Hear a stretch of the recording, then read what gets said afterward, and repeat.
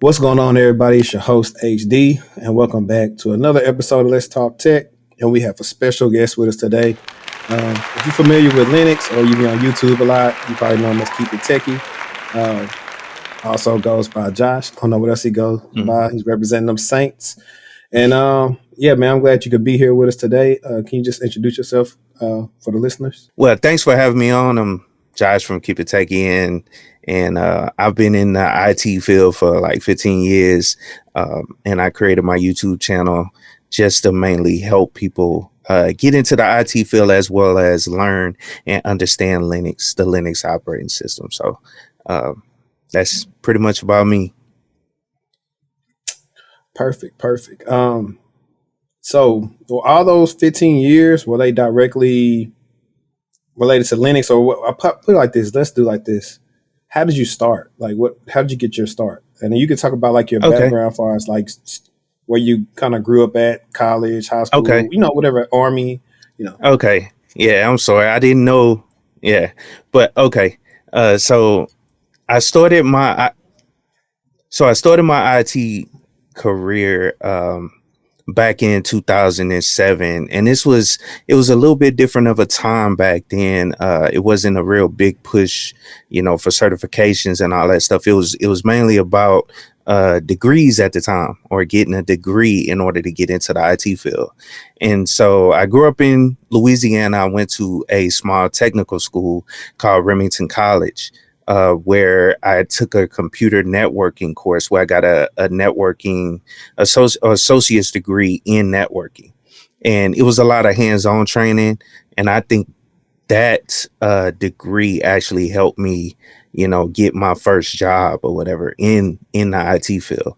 And the reason I say it that way, because I kind of started off in what nowadays you would call a high level position, which was a network administrator. And at the end of the day, nowadays you can't just hop right into a network administration role. You kind of got to work your way up to it. So that's why I say I got kind of lucky, and it was the time framing of when I got out of school as well as getting into the field. So but yeah, I've worked in different positions. I've worked as like I said, a network administrator, systems administrator, and back then, IT guys, you had to wear multiple hats. So I worked on the servers as well. You know what I'm saying? Maintain the network, worked on the servers as well as set up like different types of servers for the network, and then configuring it all. So kind of jack of all trades when it came to managing and running the whole network.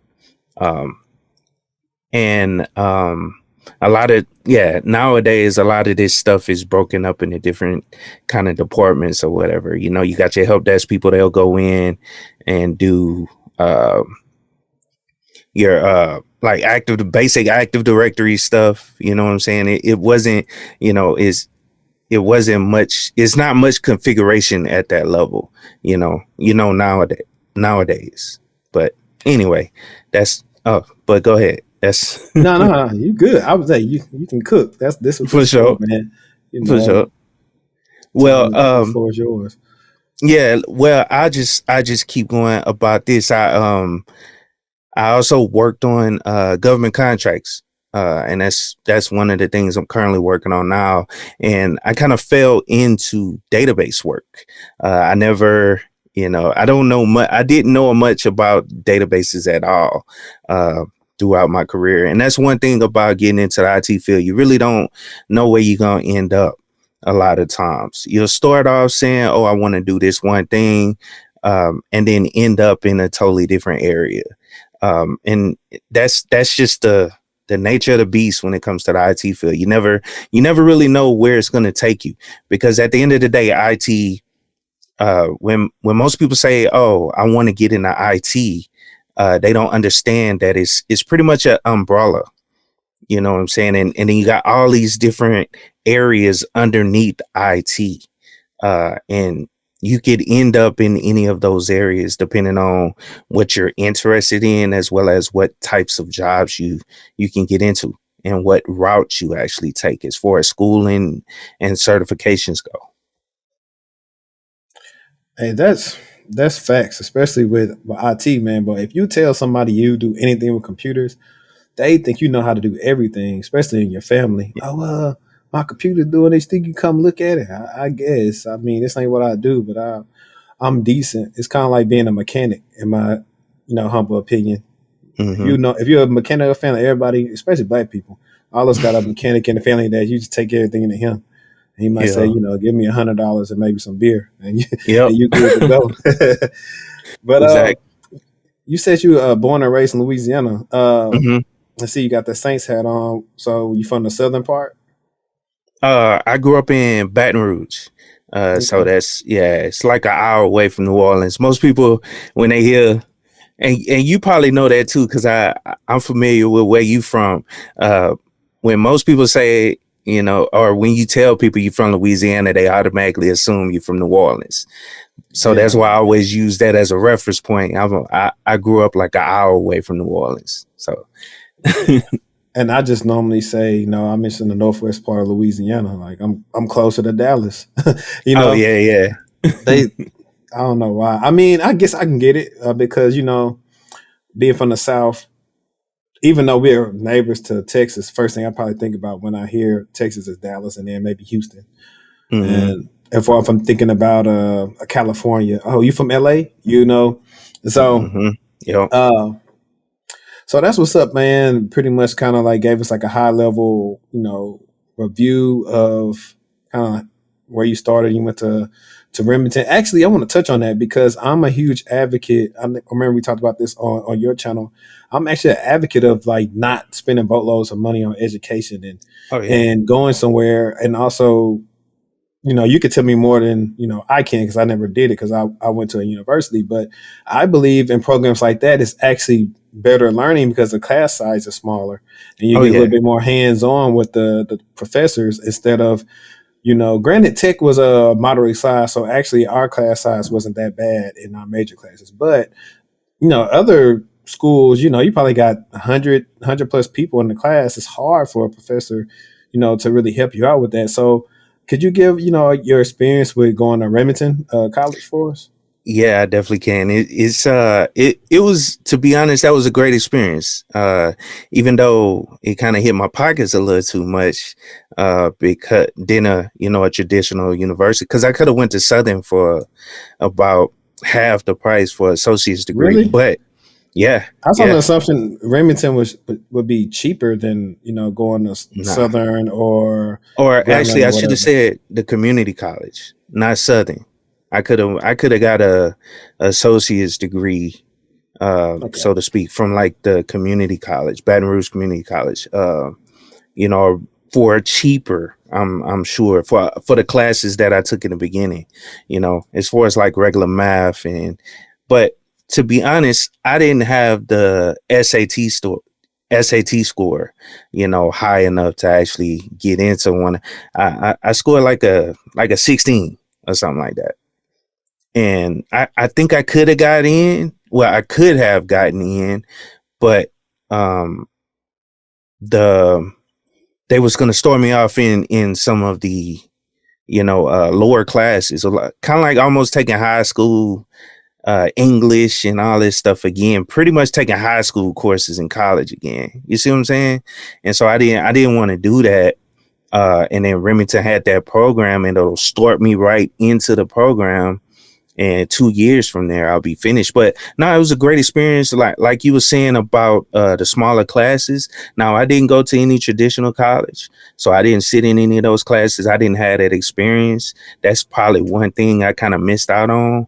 But I joined the army as well, so I was going to school after a lot of people that I graduated from school went to college. They already had that college experience. So it didn't matter to me because I would say most of the people I would have been starting school with would have been younger than me, I guess. And I don't know. Maybe it doesn't matter, that don't matter. But yeah, with Remington though, the classes were a whole lot smaller. You know what I'm saying? It was more intimate with the professor teaching us the stuff. And You get your questions answered and all that stuff.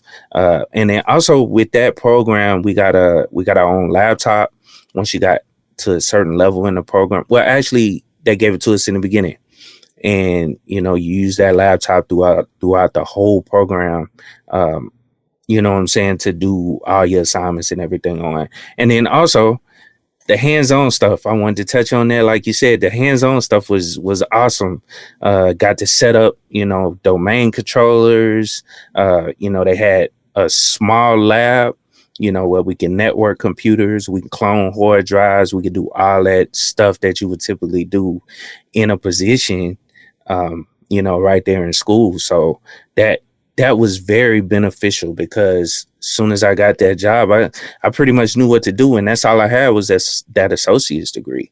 I didn't have any certifications or anything until later on. So Man, that's what's up, man. Because I mean, we're in a man. I forgot. It's a better word for what I'm going to probably say, but like we're in a time right now where kids is trying to get in tech. They saying, man, bump regular school. I'm finna go to a boot camp. I'm finna mhm, go to somebody that can really show me. And I like that. A lot of us didn't really have that option or didn't really know. I know for me, I think out of all my major classes, we really only did one class had labs where it's like a forensics class, and we actually did stuff like put stuff on the hard drive. I mean, not hard drive, on the flash drive, delete it, restore it, and I forgot what program we used. Was it Encase, FTK? Either way, it really don't matter. mhm, But the fact of the matter is that through all those classes, I really didn't learn much. I mean, I learned theory, high levels things, but nothing that I could say if I go on an interview and say, "Oh, I know how to do this. I know how to do this. I know how to do this," and that's kind of the problem that I am still seeing from schools. Like I had one of my first clients with my company. She graduated years after I did. I graduated in 2013 from mhm, college, and she graduated. I want to say 2019 from LA Tech. Same major. They were doing the same curriculum I did, and I got like frustrated because I was like, you. I know for a fact they didn't really learn nothing because I didn't really learn nothing. mhm. Like truth be told, most of the time your first job is when you learn the most, Yeah, unless you had internships or you had a hands-on like you did where y'all had projects where now on your resume you didn't get an internship said, well, my project was, hey, we set up domain controllers, we enable access to users, we set up group exchange policy, servers. all that You're stuff. right. Yeah. So you could say you did that. So like, oh, okay, you know Mhm. how to do this. Me on the other hand, oh yeah, I passed the class. You No, know, and I and mean, I'm glad you brought that up, because when that's one thing I tell people, that I talk to. I actually got more out of that associate's degree than my bachelor's degree, because like you said, same thing with me. Once I went through my bachelor's program, a lot of it was theory. It was just talking about cybersecurity hacks and different things that were going on at that time period. We basically and see, and then also I didn't go to a traditional school. I went online, so it's a little bit different. But a lot of it was paper writing. You know what I'm saying? High level, you know, just theory type of work, more than the actual practical work that you would gain, or practical experience that you would gain from a position or something hands on, more hands on. So, right. Now, I think I remember I had a networking class and our project.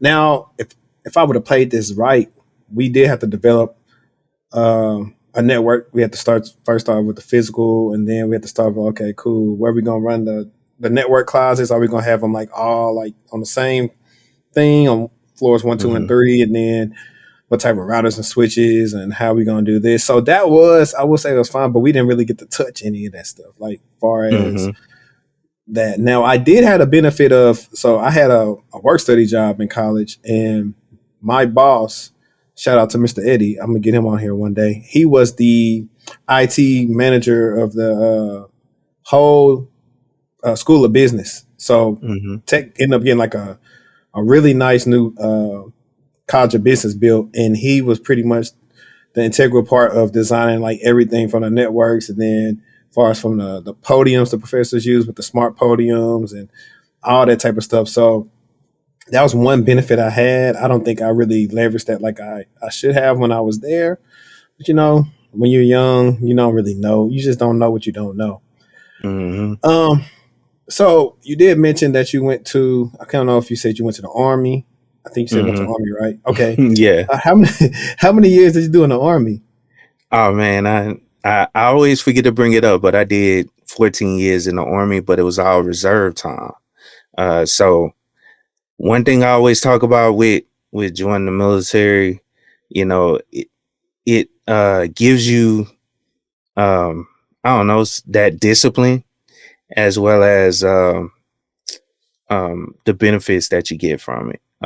Now, one thing, like I said, the discipline, I kind of already had. I just kind of adjusted to a little more, or got a little more out of it by joining the military because my parents was, kind of strict on me or whatever a little bit. But then I got more discipline when I joined the military. But the benefits are great. You know what I'm saying? At the end of the day, and I know you could lose your life. We just saw in the news, what was that? 14 troops just got blown up over in Afghanistan. So it's always that chance you have to go overseas, and fight for the country and everything. But the benefits, in my opinion, a lot of times are worth it because you can get a lot of school benefits. Like my associate's degree was pretty much paid for. You know what I'm saying? I had to take out a few loans, but it was pretty much paid for by the GI Bill as well as my bachelor's degree. So that's one cool thing about it. And once you become a veteran, you know what I'm saying, you can take advantage of all those veteran benefits. Like for instance, the VA loans, and it's just a whole lot of benefits that that you can get out of joining the military. So I had a good career. You know what I'm saying? I injured my knee as well as my ankle, so um, I get VA benefits from that. But you know what I'm saying? It's it's in my opinion and based on my experience, and all I could do is speak on my experience. It was a great experience. I learned a lot. I got to travel the world. I got to see places I probably never thought I would ever see because of, I mean, I grew up in Louisiana. You know what I'm saying? You don't expect to, well, in my opinion, well, where I was from, a lot of people was dying young. You know what I'm saying? I never expected to, go overseas or go across the, Atlantic Ocean, spend time in Dubai and all these different places or whatever if I hadn't joined the military. Now, another way it has helped me by being in the or joining the military, you get that clearance. That's one thing that will help you out a whole lot, especially if you're trying to get in the IT field and you go in for an IT position. That clearance will actually help you. You can also, because I brought up earlier about contracting, I'm a contractor now, DoD contracting. So the way I was able to obtain those jobs that pay a whole lot of bread, you know what I'm saying, is that clearance. Because a lot of times they look in these companies or looking for people that already have a clearance, because those clearances are very expensive to actually get. And when you join the military, the government is going to pay for it. They have to. You know what I'm saying? The military is going to pay for it for the positions that you're going in for. So when you get out, that clearance is still valid until it expires, and then you can get into a position and use that clearance, and it's easier to get it renewed, or it's cheaper to get it renewed versus paying for it. That's why they always look for people with the clearance already. That way it saves that company that's contracting money, on the front end of actually processing the clearance. Yeah, man. Uh, man, I had a lot I was gonna say in my mind right there. I was gonna say, first of all, thank you for your service, I and appreciate it. two about the clearance thing. So you have a top secret? No, I got a secret. Okay. Now I was going to ask because I'm weird, but I think I have two, or either they add on something to your clearance. I ended up getting my first clearance for pretty much being a contractor for TSA on the help desk. Okay. And like you pointed out to the military, a lot of my clients or people, I get people from the East Coast, and a lot of them in the DMV area are like, man, if I get that clearance, I'm good. I'm good. I'm trying to get that clearance. But sometimes the issue is that they already trying to do competitive cyber jobs and Mm-hmm. trying to get that clearance. But, one of the things I probably, try to tell people is like, hey, you can take a little easier job that get you a secret clearance, and then, hey, you're good. Because sometimes the job description will say must have or be able to obtain. Yeah. Yeah, And you're right. now with COVID, I know like the background checks have probably been taking a while. I know one of the things happened Oh to yeah. me when I was working was that I was doing help desk at the time. They had the OPM breach. And then so no new people could get hired in that time because of that, Yeah. which, had other BS related to it. But that's neither here nor there when it comes to that. But so did you ever, okay, outside the military, did you ever work overseas with your clearance? Yeah, yeah, I actually did, and I'm glad you kind of remind me of it because yeah, I worked in Afghanistan for about 4.5 years on a DoD contract as a database administrator. That's how I got into database work. And let me just go down and tell you the whole story. Then, Go ahead. um, Hey, get yeah, your popcorn ready, folks. I got hired on as a what was it called? What do they call that? Um, Basically like working with spreadsheets. I can't even remember what it's called, like a functional data analyst. That's what it was, a Okay. data analyst. Because with the military loves spreadsheets with everything. So I got real good with spreadsheets in my job, with the military, just tracking data or tracking equipment, things like that, because I was a logistics guy in the military. So we was always tracking stuff. And so the spreadsheet things, I kind of got that down, you know what I'm saying? I understood pivot tables, pivot charts, creating all this stuff to present to command, higher command, because a lot of times that's what they want to see, the overall numbers. So I got hired on because of that Excel experience as an analyst. And when I got in the position, the person that was actually the database developer or database administrator wasn't doing what the the uh, the section area wanted, and it didn't look like he was going to be able to complete it in whatever time frame they wanted. And it seemed like he was just pushing it along and not really, you know, um, trying to finish it, to be honest. And so they got rid of him and moved him to a different area. So it was me and four other analysts. And so what we were supposed to be able to do, or what we were supposed to do, was take all the data that came in on the spreadsheets and put it into whatever database that this person was supposed to build. Um, so at that point, we didn't have nobody that was going to build it. So I got on Amazon because we was all panicking like, what we gonna do? You know what I'm saying? These people want this application. We can't provide it for them. I don't know how to build a database. And so we was panicking. I went on Amazon because Amazon was the only way we can get stuff over there a lot of times, unless your family send you stuff.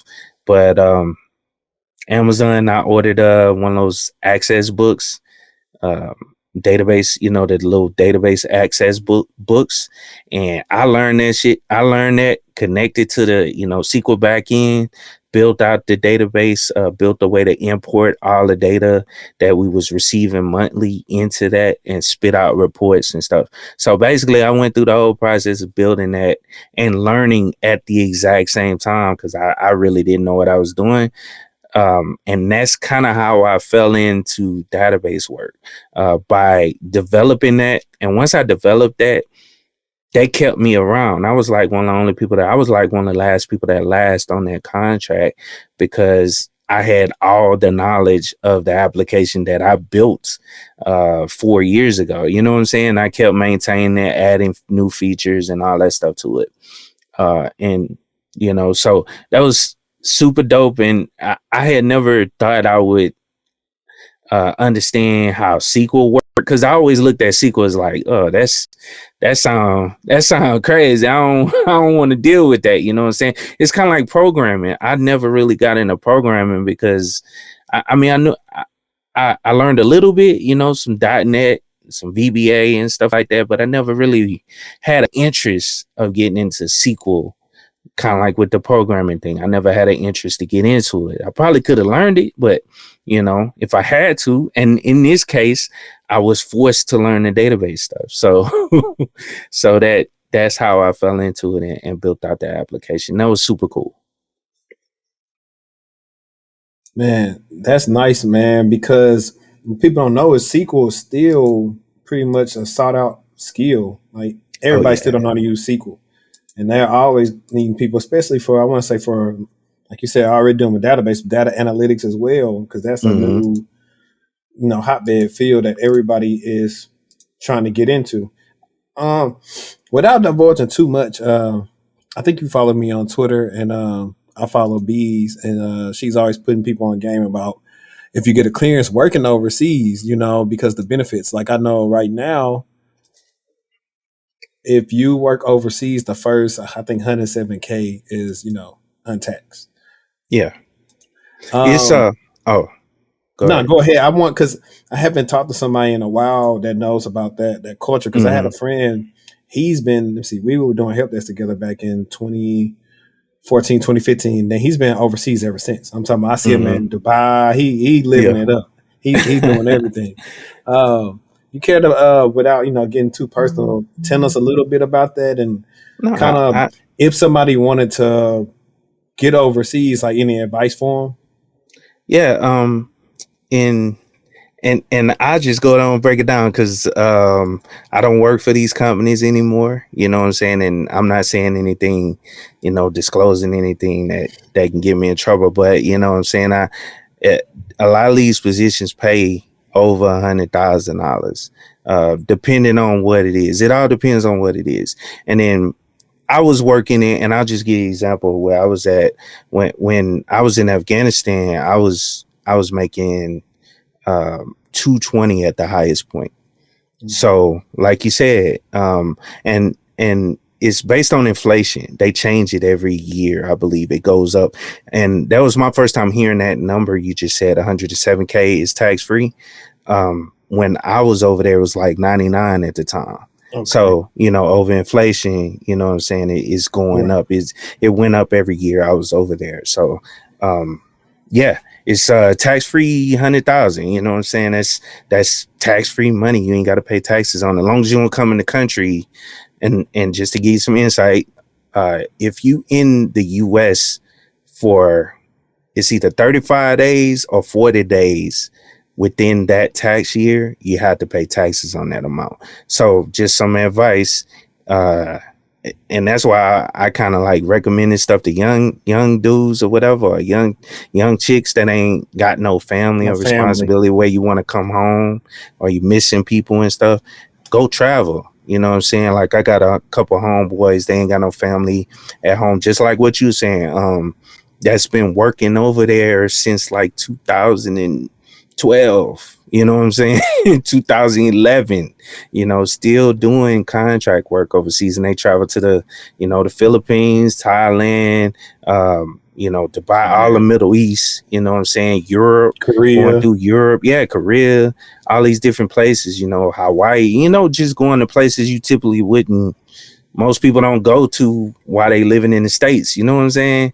It's the world is your oyster at that point. You know what I'm saying? Because you got the money, and it's coming in, every 2 weeks on that government contract. As long as you don't do nothing stupid, as long as you continue doing what you're supposed to do, the money gonna keep coming in. Or, well, yeah, obviously the contract can end, but that's always the case. You know what I'm saying? You always that's one thing about government contracting that a lot of people don't. The stability is not 100% there. You know what I'm saying? You Right. could They could say, okay, we don't need this contract anymore and end it. So that is that possibility. But the world is your oyster. You got the money. You got you already on that continent. You know what I'm saying? The European, you already over there. So flights are super cheap. You can go all through that area super cheap. Yeah, I mean, I know a couple people that go to Africa all the time. You know what I'm saying? That was over there. Every time they took leave, they went to Africa. So long as you don't long as you don't get a stamp on your passport saying you came into the US within that tax year, then it's tax free up to that amount. Yep. Okay. Or can they do it can they stagger it? So can they come back like 10 days and then go back Yeah. in? As long as they don't Yeah. go over that 35-day Yep. threshold, Yep. then they good. Yep. Okay. Good to go. Well, hey, y'all just got some free game right there because I didn't know that. And like you said, it is a young man's game because I had always thought about possibly doing it, but now I got a little girl, then I got another one on the way. So it's just like, unless you just gotta sacrifice, if that's your only play, then do it. But it's not ideal if you got a family. Yeah, I almost went through a divorce behind that because the money was so good, but my wife was like, I can't do this no more. I don't care. Yeah, I don't care about the money. I was like, look at what we doing though. You know what I'm saying? Got this nice house and all this stuff. Yeah, I almost went through a divorce behind that because I was trying to keep that money coming in, bro. And it gets addicting. You know what I'm saying? Especially trying to keep up that. Not that I was overspending, but trying to keep up maintain that same lifestyle. You know what I'm saying? It's that, and that money come. I mean, think about it. Most people don't see. Most people don't understand it. I'll put it in this way. Every 2 weeks, and this was, every 2 weeks, I was getting about every 2 weeks. What was it?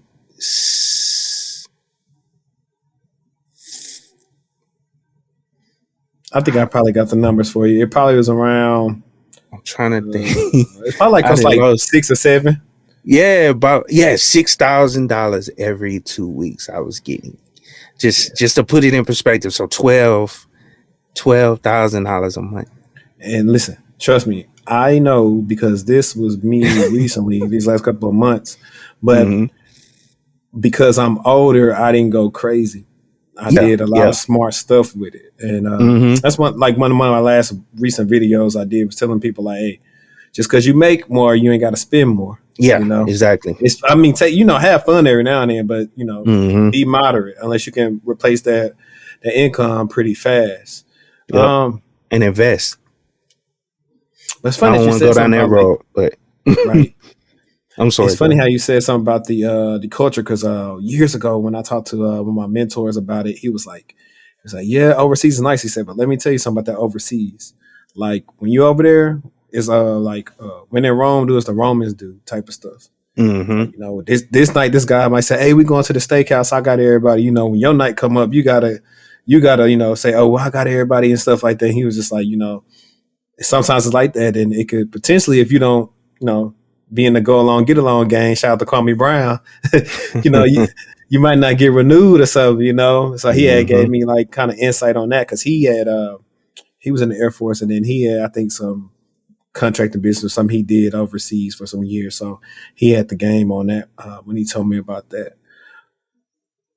So since you pretty much, I guess you're not doing those type of contracts anymore, do you work for a company that puts you on different contracts or are you just your own person that just does different contracts with like certain like hiring staffing companies?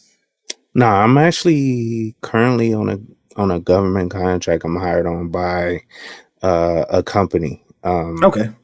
That that has they're actually a sub. So I'm actually a subcontractor to the main company that has the contract through the DoD.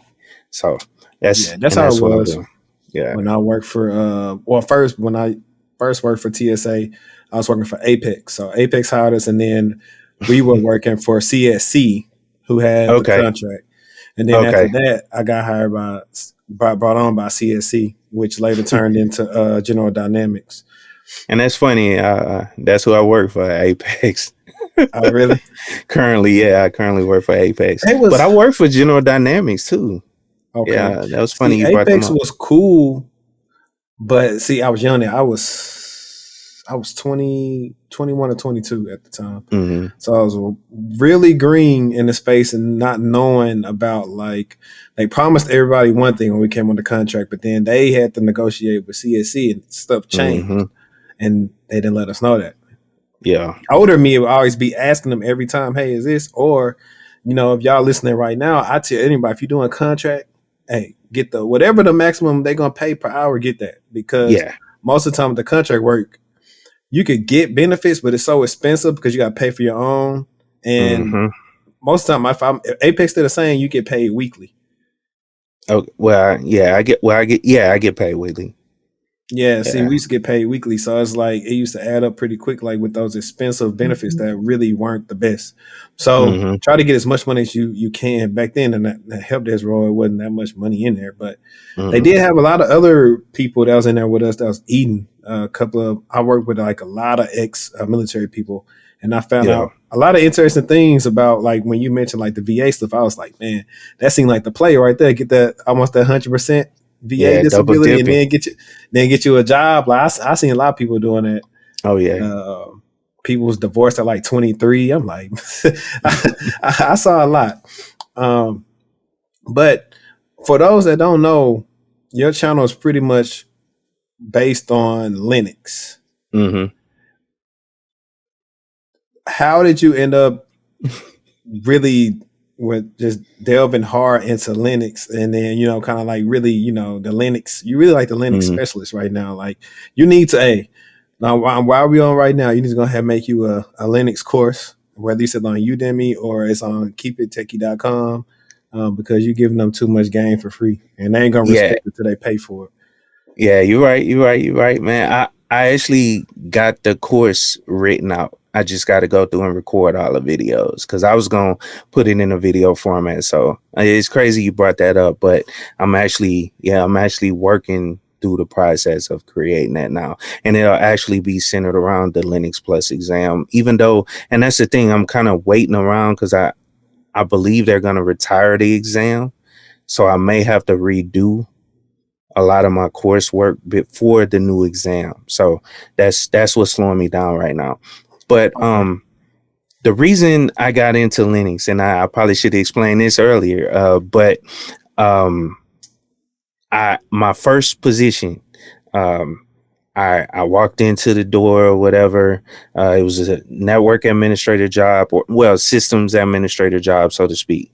Because they hired me on because I knew how to set up Windows servers and manage Windows servers because of that associate's degree that I had from Remington College. So when I first walked in the door in the back room, in the back little server room, there was another systems administrator back there, and he pretty much had the whole network set up, but he was using Linux. And after they, brought me back or whatever, and he introduced me to him, and it's like, this is where you're gonna be working at. This is Ill Willie, and they left. He started explaining to me what because I'm like, what the hell is Linux? I had never heard of that before. You know what I'm saying? I never seen it before. I had never used it before in any capacity. I mean, and that's something they don't teach you in school at all. They don't talk about Linux operating systems in most of these programs. And so he kind of he kind of walked me through it and showed me about it because they gave us you know the they gave us the opportunity to set up our own little desktop or whatever. We could do whatever we wanted to back there because we managed the network. We kept all the computers up, but he walked me through installing Linux and kind of showed me and explained to me, what it was all about. And I kind of got hooked. I kind of got the Linux bug. And so I've been playing with Linux ever since then. And this was 2008 when I first moved out to Las Vegas. So, yeah, 2008, I started playing around with Linux. I can't remember what version of Ubuntu it was. I think it was like 11 or 12 around that time.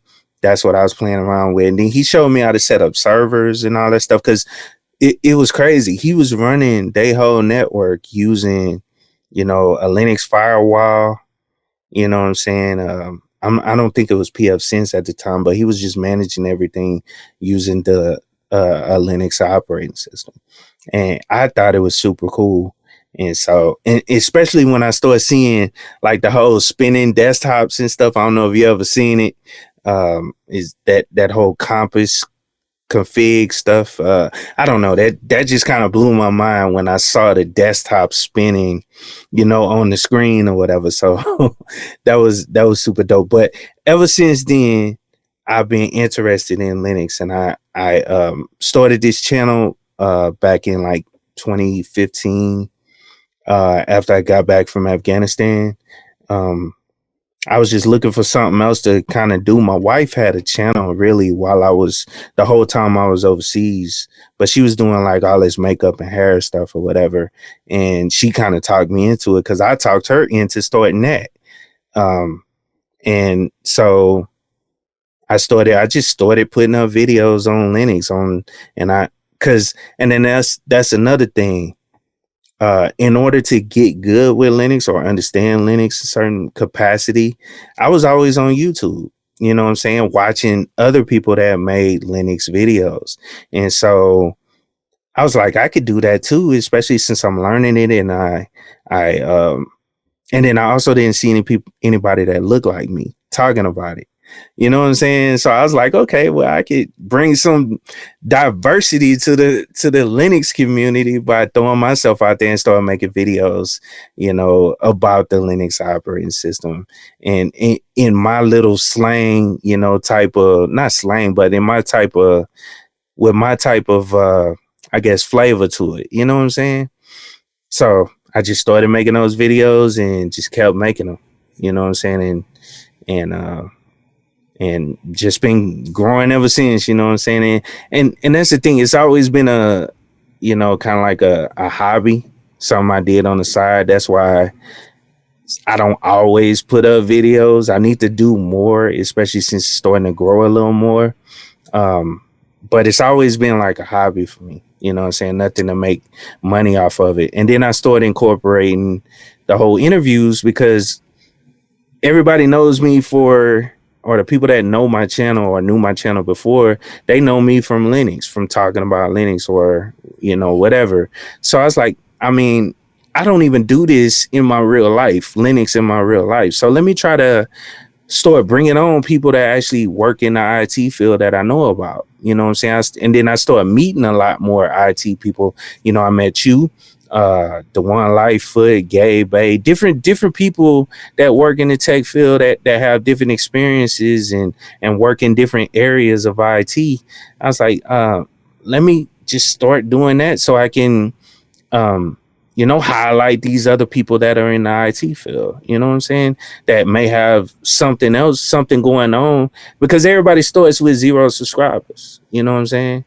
Everybody. I started with 0 subscribers. So, and I remember how hard it was to actually get my first 100 subscribers. So I started my channel to help people with Linux, but it expanded to more, just helping other people that are talking about the IT field or anything dealing with tech, Linux, Windows, whatever. So that's another, I guess, thing I added to what I wanted to do with my channel. So that's how it all started, and that's where it is right now. Nice. Yeah, for me, it's similar, kind of the same. Well, before this channel, I had a boxing channel. And Okay.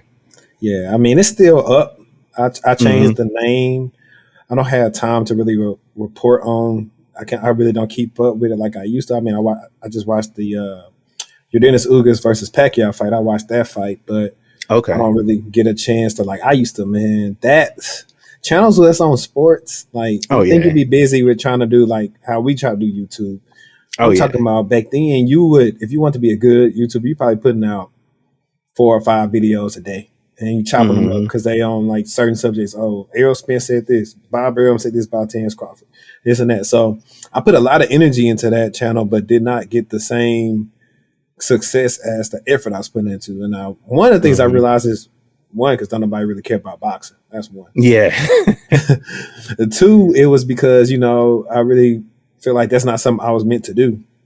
Mm-hmm. With this, it's more natural, something I'm meant to do.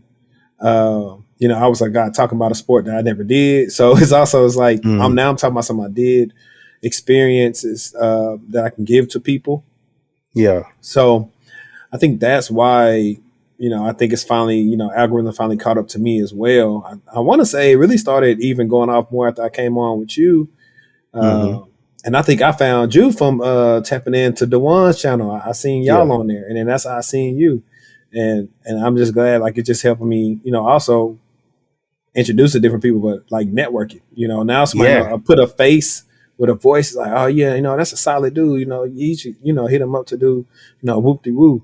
And my channel was just turned into, career advice. If it may be a little bit sometimes about money, I have to see how I really do that. Mm. Feds be watching sometimes, but definitely, I think these are good avenues because, like I've been telling people years ago, even if we go back 5 years ago, it wasn't a lot of us on there talking about that. And Not at all. I might like I don't know. You on Twitter is probably like my best audience right now because Twitter always catches on to the stuff I say and they just run with it. I've said like I realized like the most black people I seen that work with me was when I did help desk. Mm-hmm. And I was like, as I kept on going up, I seen less and less. And so Oh that yeah. was like, I felt like that was an issue. I think that's been changed a little bit. Like as it stands right now on my Yeah. team, it's three of us. It's me, my guy Pat, and Dayspring. You interviewed him too. So it's us three, and then Okay. Yeah. we might be adding a fourth amigo soon. So uh, who knows about that? But that's definitely cool about how you started because that's another thing about YouTube. It's not for the faint of heart. A lot of people on the outside looking in like, oh yeah, I'm gonna start me a channel, boom, I'm getting Yeah. all And they these think it's easy. subscribers. Yeah. Man, it's a learning curve because it's a different platform. Like, Mm-hmm. I'm gonna give y'all some YouTube game, guys. You got to know about SEO, how to make good thumbnails, make sure your video is adding value. Try to Mm-hmm. have it as least skippable as possible. Learn how to interpret your analytics. It's a lot, and your videos don't always hit, no matter how much clickbait or something. If your video's not good, it's not gonna hit, no matter what you put in the thumbnail, or whatever. People will watch it and then click right off. Yep. So that's one of the things that you got to figure out. So whatever your niche is, also study your niche. If you got a niche that's boring, then probably not the time for a YouTube channel. But if you got a niche that's interesting and there's some, room for growth right there, go at it. So that's some general YouTube advice that I would give anybody. Just keep on making good content, focus on good quality, and YouTube gonna finally catch your video. I think my biggest video today is like at 20K, and that video didn't even hit when it first came out. And Yeah. it just started hitting. It's a day in the life video. Those are actually video. I don't know if you did one yet. Like you Nah. probably should do. You I should do a need day to in the do life one. video. Okay. That'll definitely hit, and you'll start seeing it. Like, man, all type of comments on there. It'll be funny to me. I'll be laughing, and you got to be built for it too. You can't be if you're gonna be on YouTube. You can't be sensitive Yeah, that's true. because they're gonna eat you alive. So Yeah. that's one thing that you can't do on here. So Yeah, you gotta can't get let tough them skin. comments get to you, you know what I'm saying? And you gotta be strong minded, you know what I'm saying? You can't cause I mean I've even seen I've even had racist comments on my channel. I didn't know Obama knew how to use Linux, stuff like that or whatever. It'd You be know what I'm funny to saying? me. Yeah, yeah. So I'll probably you say something can't. like Trump don't. Yeah. So I mean, and then also, like you said, the analytics it's always changing. You know what I'm saying? The way the algorithm works as well. You know what I'm saying? You got to keep up or whatever. And it's not always constantly changing, but it does change. And like certain things that worked last year may not work this year. You know what I'm saying? The way you're putting your thumbnails together. So you got to constantly Trial and error. look at the market, and trial and error, and try to push out things, and test it out and see what works. Like my highest video, and I'm glad you brought that up, but my highest video is actually a video showing people how to set a static IP address on a Ubuntu server. And that's only because people search that all the time, because Yeah. it's not even difficult though. That's the thing. Once you look at it, it's not difficult, but everybody searches it. And so I did one for Ubuntu 18, and then that one took off and I got like 15K views. And so I was like, okay, well, let me just redo it. And I redid it for Ubuntu 20. And that one, when the 18 started tapering off, the 20 started picking up. You know what I'm saying? So that's another thing. You got to look at whatever you're talking about and capitalize on the new of whatever you're talking about. Let me just say it that way, if that makes sense. Facts. And I also like to add, guys, you can use add-ins like, dang it, this would be a good time to put my affiliate link for TubeBuddy. I think it'll be in the description. But I use TubeBuddy. TubeBuddy has also like a SEO optimizer that will help you when you're making your video, how it will listen, search, and all that type of stuff. So TubeBuddy, vidIQ, something like that is a little bit more enriched data than what you get from your regular analytics on YouTube. So check those out. TubeBuddy, you can use that for free, and vidIQ you can use for free. Can't use certain features on them, but check those two out. I believe they can work great for you.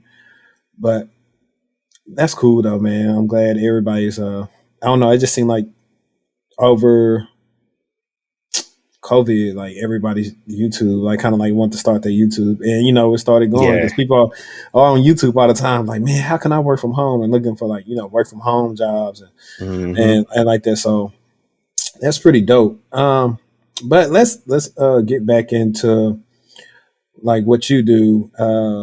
I know one of the things that I want to do eventually is possibly outside of the company thing I do now. I think I actually do want to be like start my own company and like where either we come in and strategize and help companies bring their socks up to date, or I actually have a company where we are a sock or something. So it's kind of one of those things I'm still trying to figure it out. What about you? Do you have any aspirations to do something like that as far as like on the IT side? I thought about it. I actually started something a while back as well.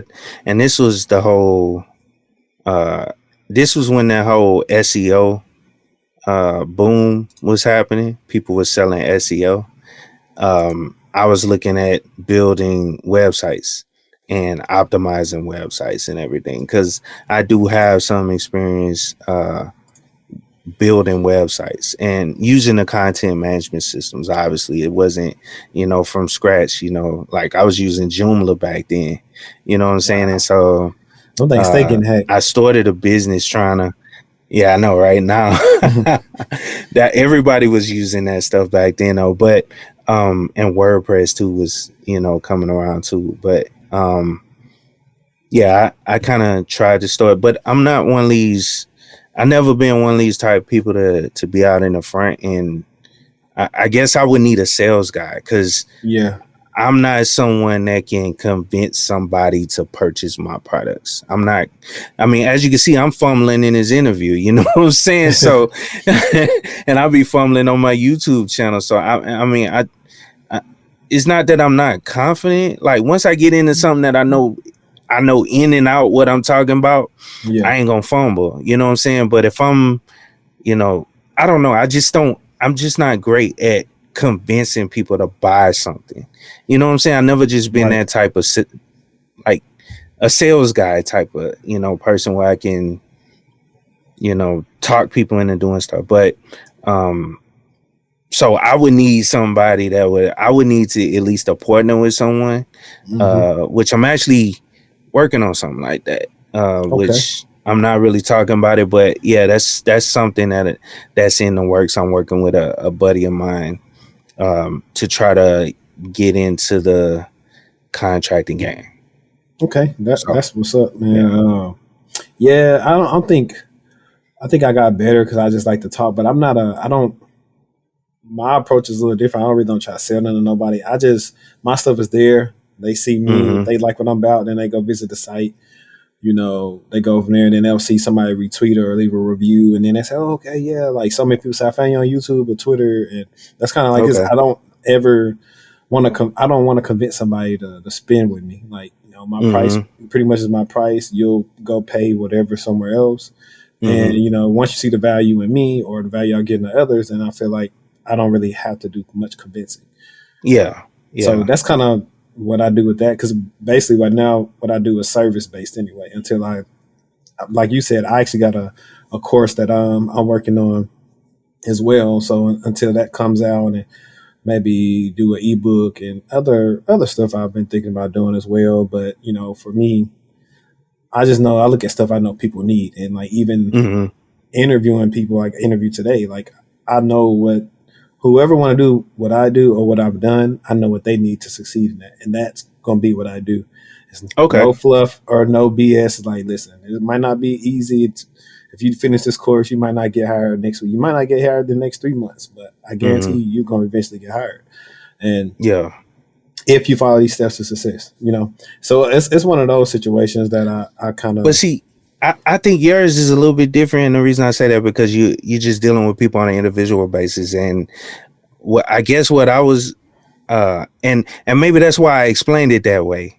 okay. The way I explained it, I was thinking more of going into a boardroom trying to present Oh yeah, or say that I can offer this service. I'm not good at that type of stuff. I guess that's what I meant. I don't know got you. if you get what I'm saying. I'm Yeah, not. yeah, I get what you're No, saying, but okay. I Yeah. I think I was gonna probably get to that eventually as well. I Oh, mean, I'm sorry. I no, got you you. good. I do with my role now. Some of the type of stuff when we have like our meetings, talking to like the different department heads, but Yeah. so that gets me comfortable. And with this next endeavor I'll be doing a lot of talking. So I've been Okay. preparing myself to talk to people because that's really the hardest / easiest part.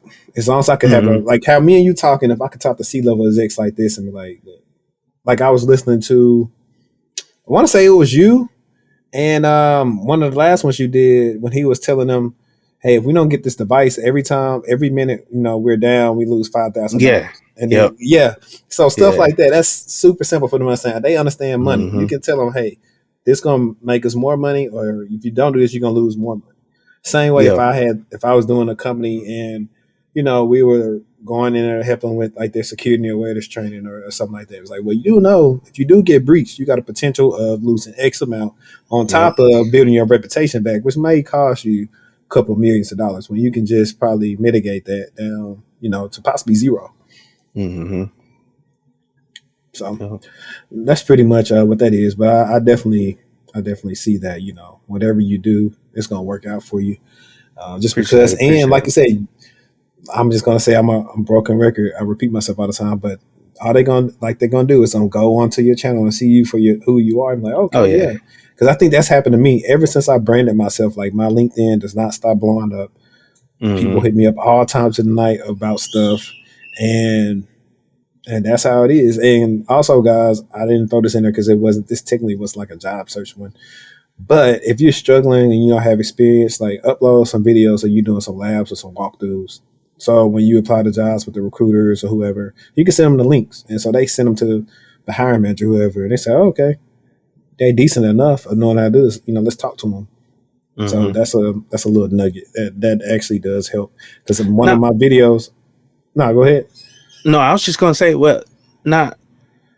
So I don't know. Should you be doing that or whatever? And the reason I ask that because I haven't been doing that on my LinkedIn.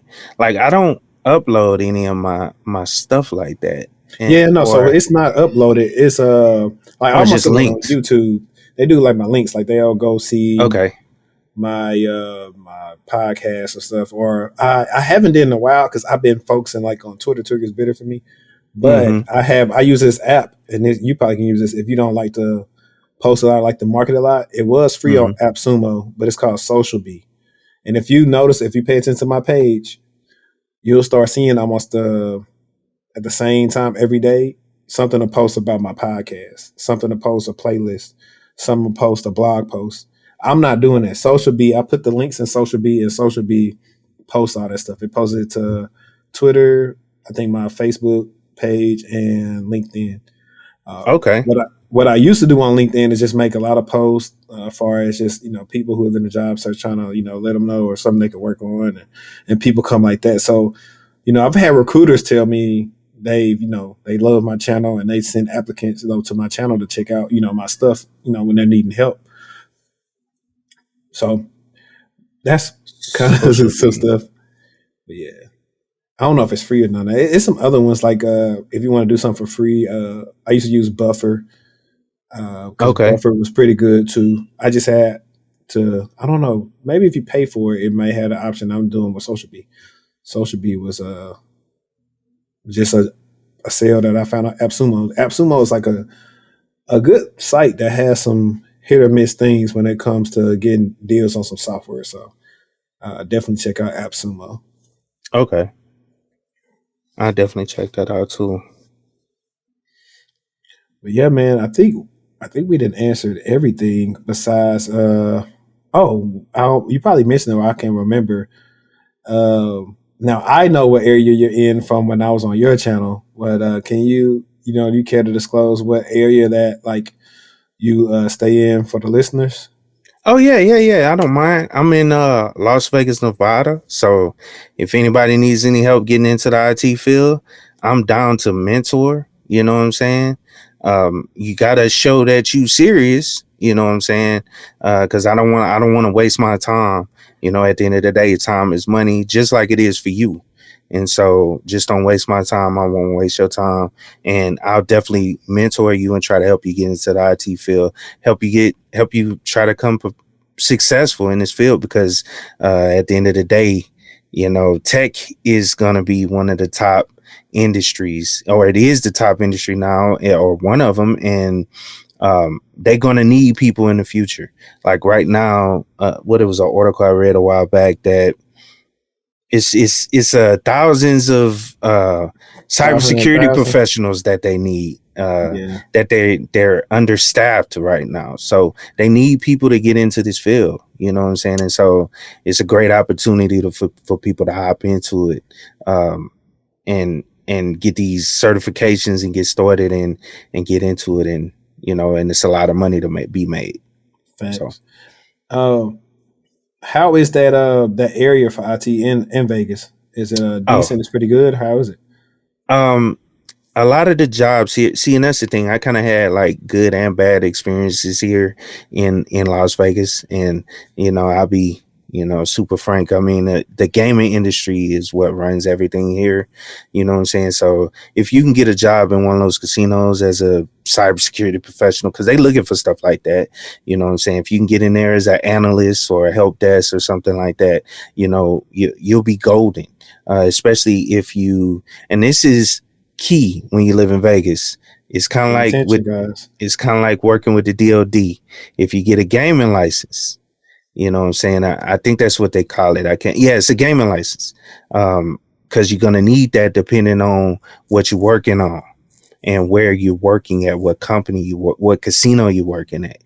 That's gonna be the game changer. Because once you get it, you know what I'm saying, you could jump casinos, for better careers or better positions and all that stuff. So once you get that, it's the sky's the limit, kind of like that clearance with the government, you know.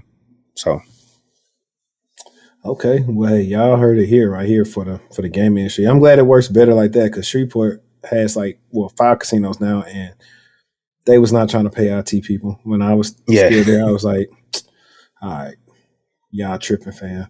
that's So because they ran from out here. I don't know if you know that. A yeah, lot of them are owned by these companies that are out here. right. Yep, down in Louisiana, and I know that for a fact because It's the I same was places. working for, yep, Harris. Uh, I know it's a couple of them or it's Yeah, a couple. And actually, to be honest, and I'll just tell this to everybody, to be honest, a lot of these casinos are owned by like 3 or 4 corporations. All these casinos, all them casinos on the strip are owned by 3 or 4 Yep. corporations. Just like, You know. the hotel industry and stuff like that. Shoot, I actually plan to be back out there for my guy's his birthday next year. He want everybody to come out to Vegas. So I'm definitely gonna hit you up. Yeah, hit me up, man. Hit me up. Cause see, Definitely. I wish I would have known you when I was there 2 years ago, because I'm talking about all expenses paid to Splunk conference.